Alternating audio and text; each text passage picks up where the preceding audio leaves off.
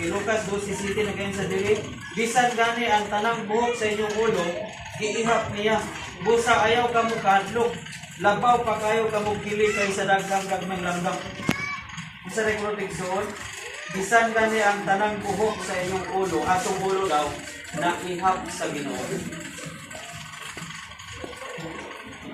Grabe no, ang buhok ni ate, kamalo ang Ginoo pila ka buhok.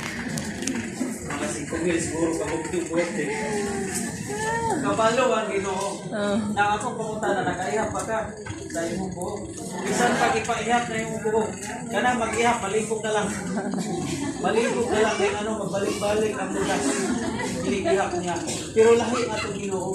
Kaya yung sa 3 numbers, kabalo siya sa tanang lugas sa atong buhok.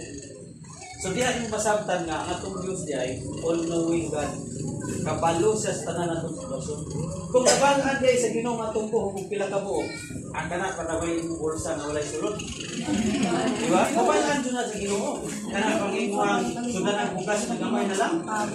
Tapuaw na lang. Nakabalo ang ginawa na. Pila ko nakabuhok. Kung ang buhok at tindagaan na, nabalaan niya. Jesus, ang imo pagkakablima pila na kabuhok. Nabalaan na sa Ginoo. Muna nga, nakabalong taron, kaunawin kaya itong Diyos kalamaran.